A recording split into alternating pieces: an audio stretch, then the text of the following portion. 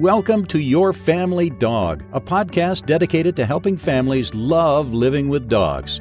Here are your hosts, Julie Fudge Smith and Colleen Pelar. Hi, and welcome back to Your Family Dog. I'm Julie Fudge Smith, and I'm here with Colleen Pelar. And today we have a very special guest, one who's very close to my heart, Judy Gladson, who is a flat coat retriever breeder.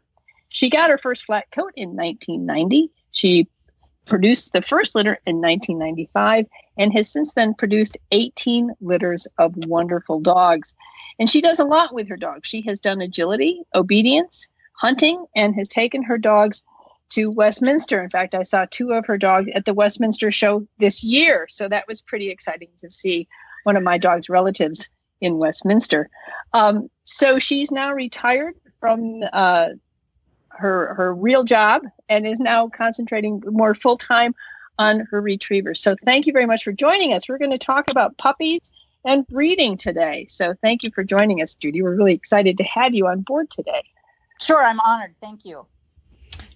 So, Judy, one thing I've always told my husband is that I would like to raise a litter of puppies from birth.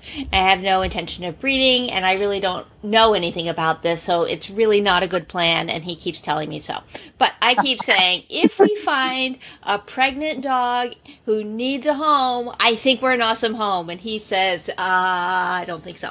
I know there's a huge learning curve of everything that needs to be done to set puppies up for a really good start in life. So can you tell me a little bit about what the experience is like to go from birth to off to your new home? What is that like for the puppies? So for the puppies, assuming everybody's healthy and assuming that they stay healthy and we can keep them healthy, it's a good experience. And I follow a lot of early stimulation kind of things. Carmen Battaglia wrote some early stimulation kind of where you introduce them to cold surfaces and turn them upside down every day and things like that. And then I also follow, there's some golden retriever breeders in the Northeast, and they have a company called Avidog. And they have a really good program that I love to follow, and it's all about different scents and surfaces. So as early as 3 days old, I'll put a lime in the box, or I'll put a lemon in the box and a different surface. And this last litter I had, there was one girl that was so fat, I balled up some towels, and she had to climb over the towels to get to her mother because I was worried she wouldn't walk. But it is, breeding is it is not easy. It is not easy on the heart or the wallet. And it is, you have to be passionate about breeding to do it because it is difficult. It's 24/7 and it can be stressful and it can be heartbreaking. So I have luckily never lost one of my bitches, but I've lost puppies and, and sometimes you don't know why, sometimes you do. And it is, so it's difficult, but the puppies I think it's again, as long as they're healthy, it's fun for them, but there's a lot of things. They come down with diarrhea and then they don't feel well. And then they, so it's just a constant 24/7. And it is a passion. And if I didn't have that passion, it would be very difficult to do. It was very difficult to do when I worked full time, and I had a great boss who let me telework quite a bit. This last litter is the first litter I've had when I've been retired, and that was a completely different experience for me and wonderful. So that was really fun because I felt like I got to know them a little bit better. That's one thing that's very stressful for me is I want to make sure that every puppy that I put in the home is chosen correctly for that home. And it takes a lot to get to know them when you have big litters. And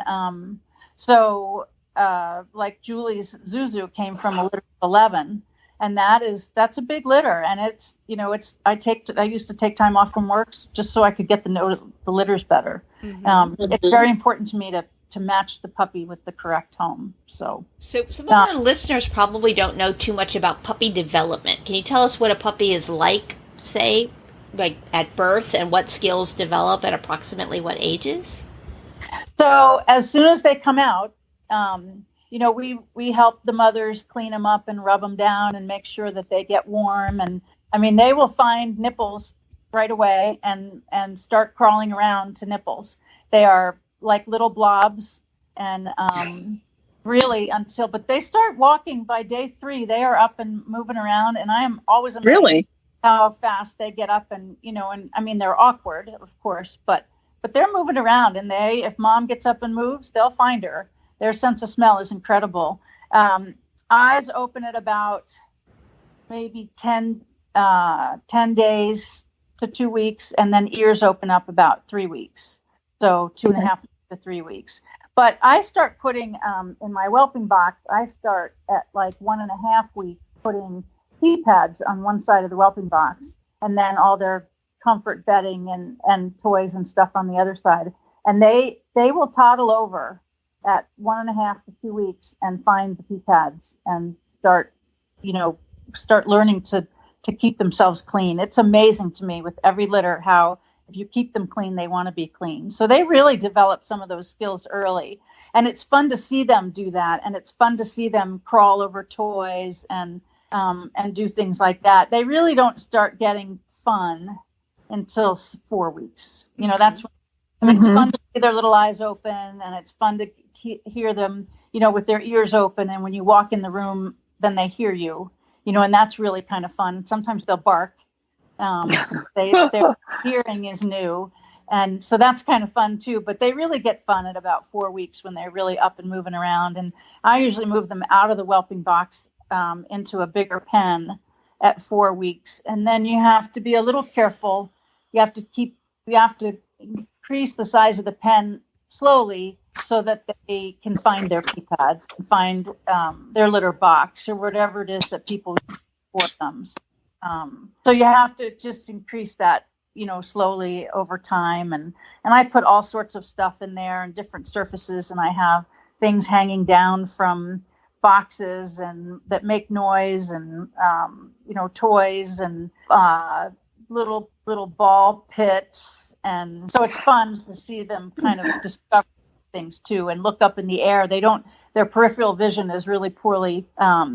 It's really pretty poor till 8 weeks, really, because you can still startle them if you come down, with your hand on the side of their head or anything like that. But it's fun to see them develop. It really is. And it's fun to see their little personalities come out. And the personalities start coming out really at about 4 weeks. And that's when I really start making notes and things like that.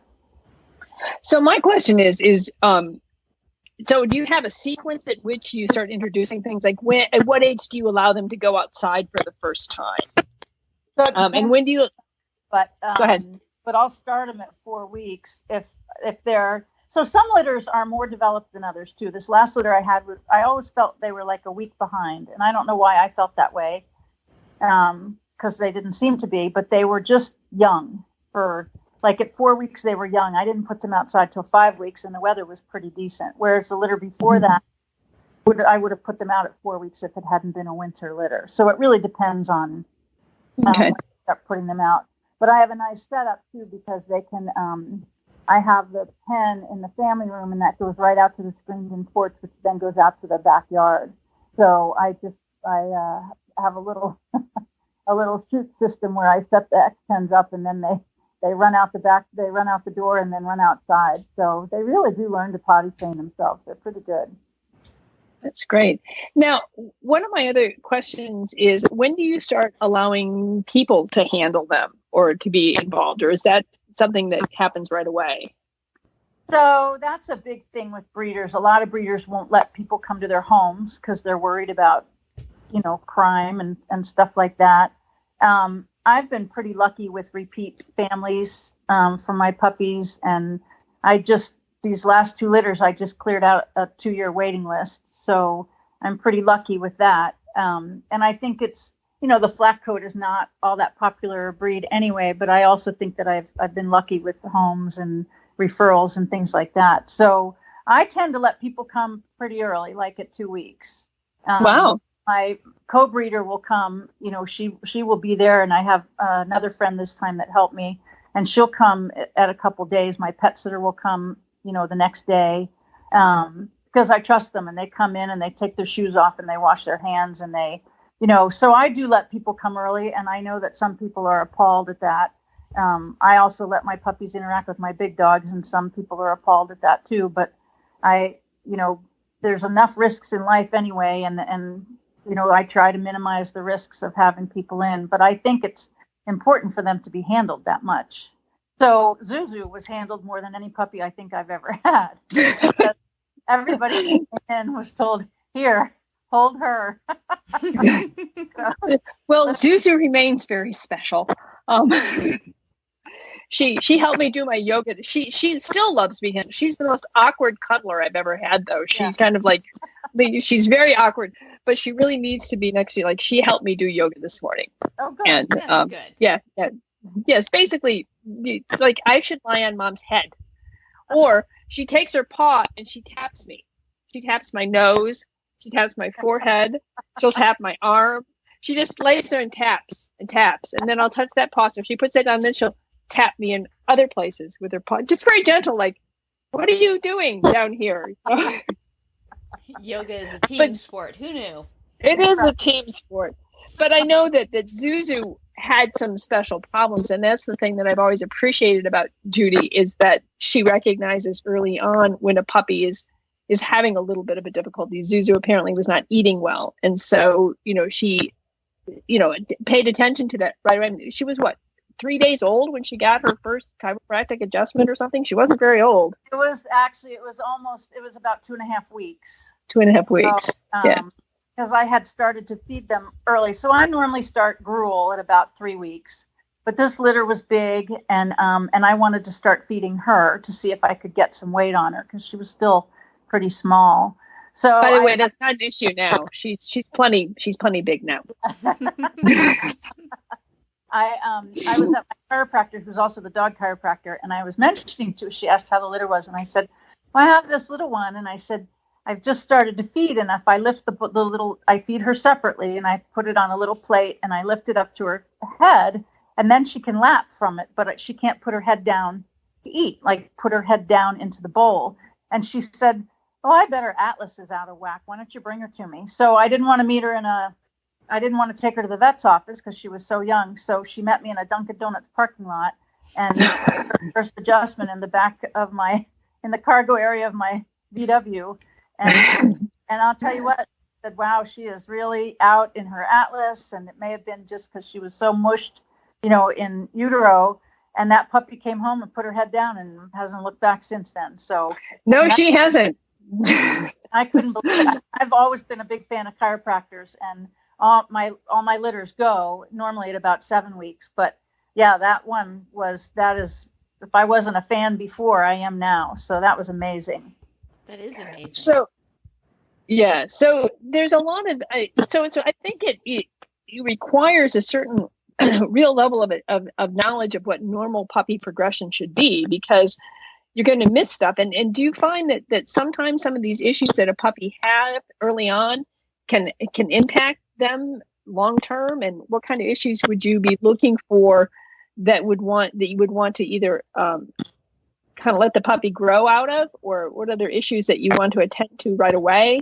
And how do you make that decision? So I've been pretty lucky. There's something called like swimmers, right? And those are puppies that won't stand up and move around. And I've not really ever had that. But I have had puppies who just don't thrive. And that is something that's a 24/7 thing. You cannot take any time off from that. You have to supplement. I had a litter of 12 and I lost 3 in the first 36 hours. And nobody could figure it out. I called all the different vets, and I had rented something called WhelpWise, which is it's a predictor of when they're going to, start whelping and all that kind of stuff. And that you pay a lot of money for that. And that service is supposed to support you through the first couple of days. Well, they couldn't figure it out. And I finally called an old breeder friend of mine, and she figured it out. And so we got started on some good supplements for the mom. And then I learned how to tube feed puppies, which is pretty dramatic. And so when you measure a tube and it goes down, you stick it down their throat and you feed them that way.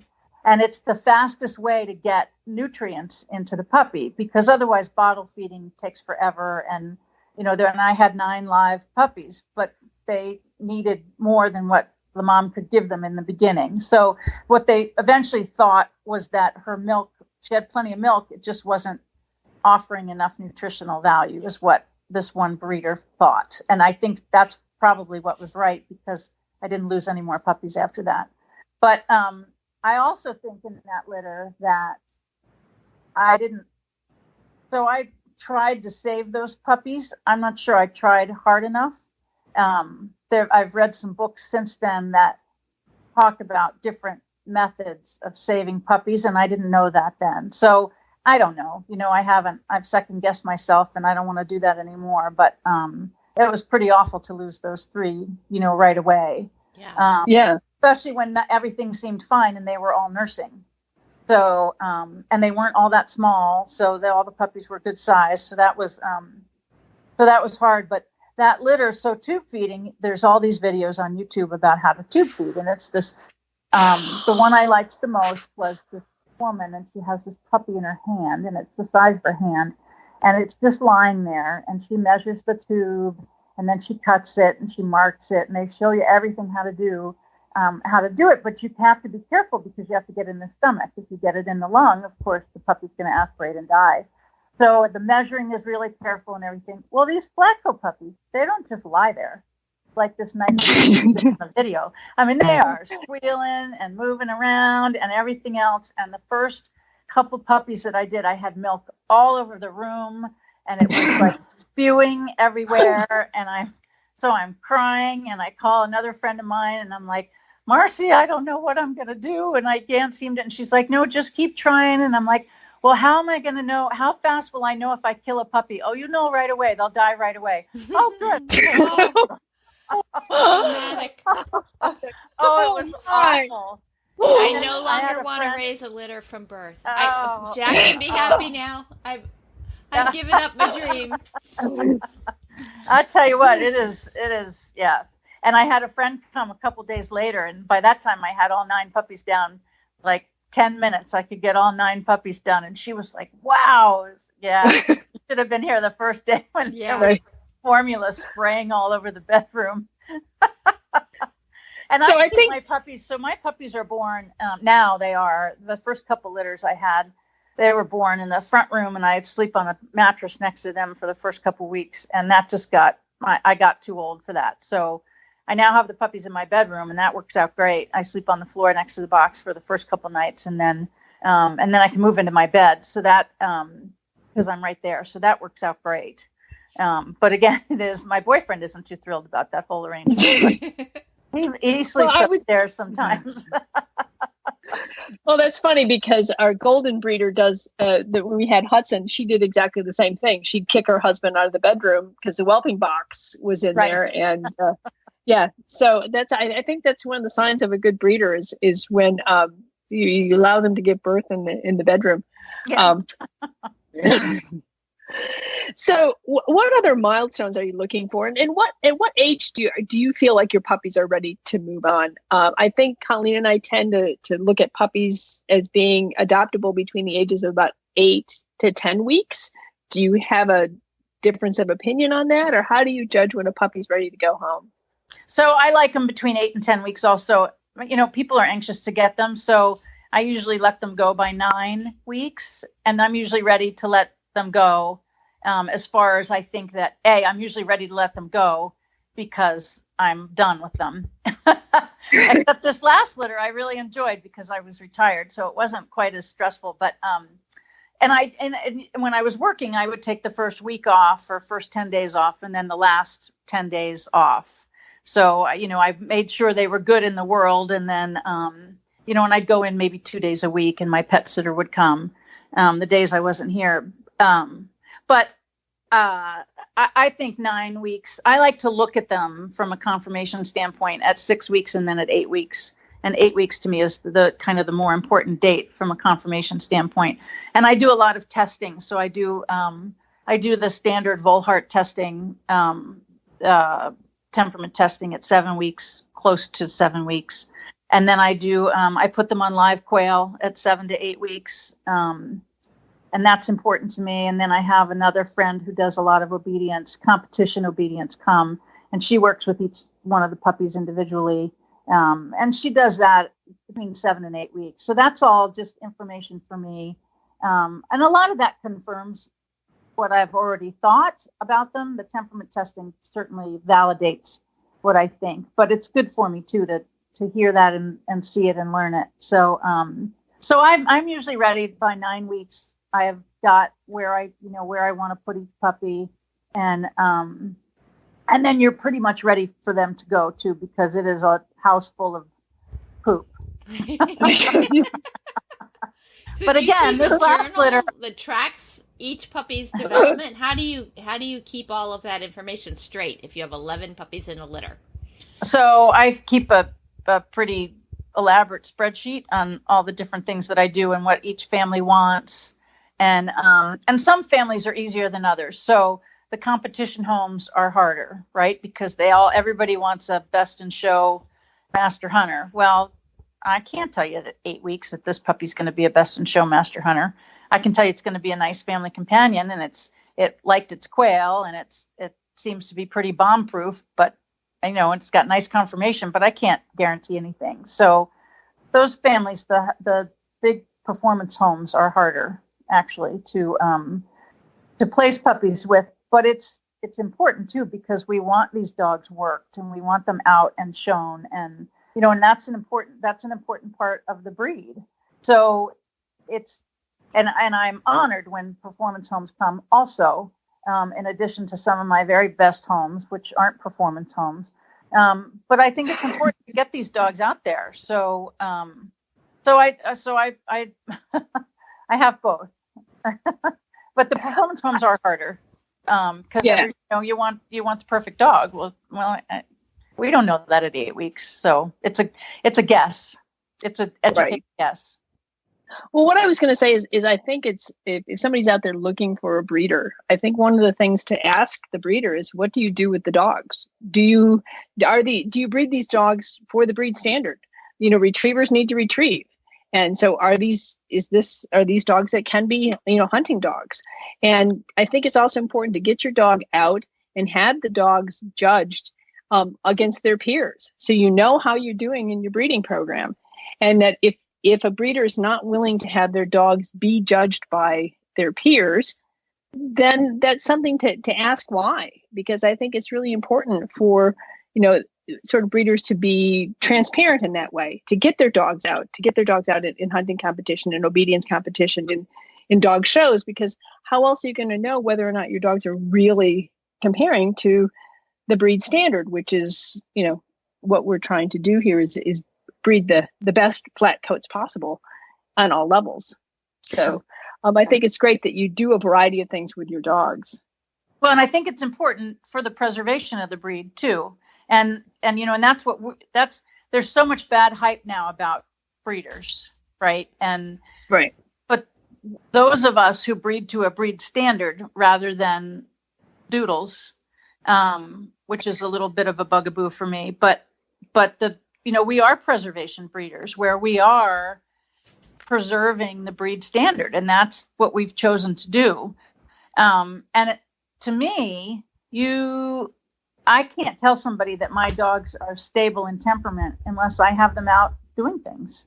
And I can't tell them that they are retrievers, and I can't tell them that they meet the breed standard. Like you said, Julie, it's, they have to be judged against their peers, and they should show some sort of retrieving desire and ability. And I think competition also requires some stability and temperament. Now, we do have some, there is some issues in flat coats. I'm sure it's in all breeds with instability and temperament. And ours isn't aggression so much as it is, spookiness and just not being confident and things like that. But if you get out and compete, your dog's got to show stability and temperament. So I think that that's important. And I tell people when they ask me what I do, and if they don't ask me what I do, I tell them what I do, and I tell them why I think it's important. And it's for those reasons, the preservation of the breed And then stability and temperament. You can't judge stability and temperament when your dog never leaves your house. Right.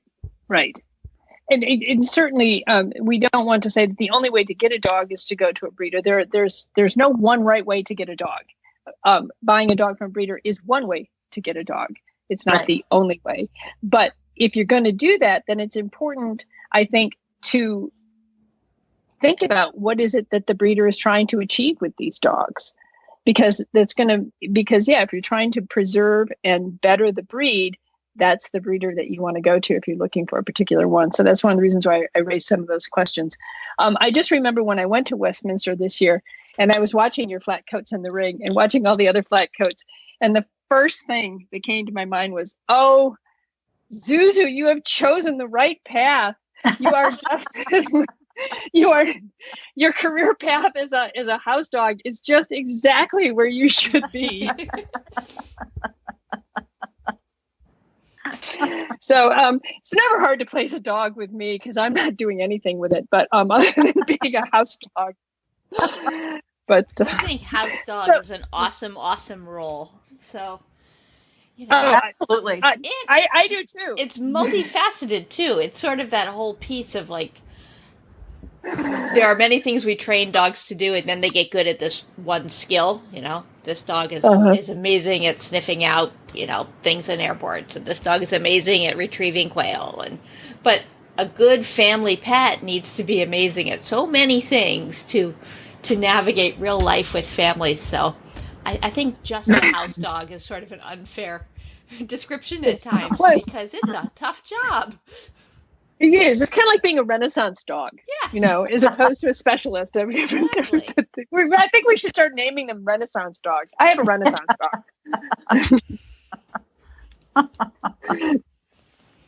So, Judy, is there anything else that you think that people should know about puppies and puppy development that would make a difference in the way in which they view dogs?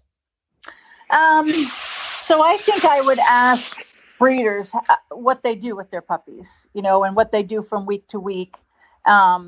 It's not hard to put a different fruit in the box every day and a different surface in the box every day. And it's not hard to expose them to different things, once they get up and out in a pen, and all those things are important because it's new things every day. And so I think that's important to ask the breeder. I understand why breeders sometimes don't want people coming to their house to see the puppies, but I would be hesitant, I think, to buy a dog from someone if I couldn't go to the house and see where they were raised.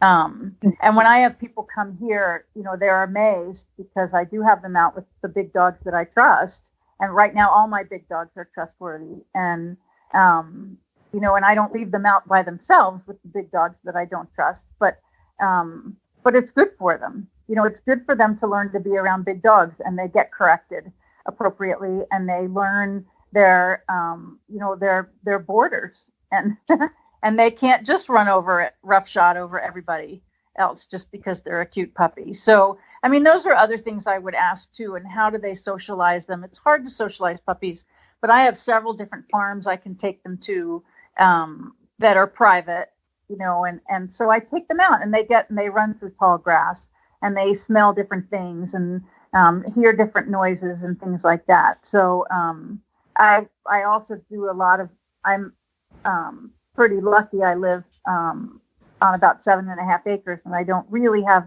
neighbors or road traffic. So I take my puppies in my van quite a bit, and sometimes I'll just sit and open the back door so that they have to hear road noises. So I would ask things like that. Those are all things that are important when you take a puppy home for the first time, that you want it to have heard things and seen things, and not to be, completely isolated on a farm. And then the first time it ever gets out is when it goes to its new home. It's stressful enough going to a new home without having to adapt to all those other things also. I also always try and get kids to come, though it's hard sometimes. If I have families with kids, then they come. But other times people don't want to bring their kids because then their kids want a puppy. But I do like to expose them to kids, and I think that that's good for them also. So I've been lucky in the last couple litters where I've had families with kids, so that's been good. And you mentioned your most recent litter was your R litter. Can you tell us the names of these puppies? What were the R names you chose? So mine is Victory's Rock and Roll, and her name is Pink.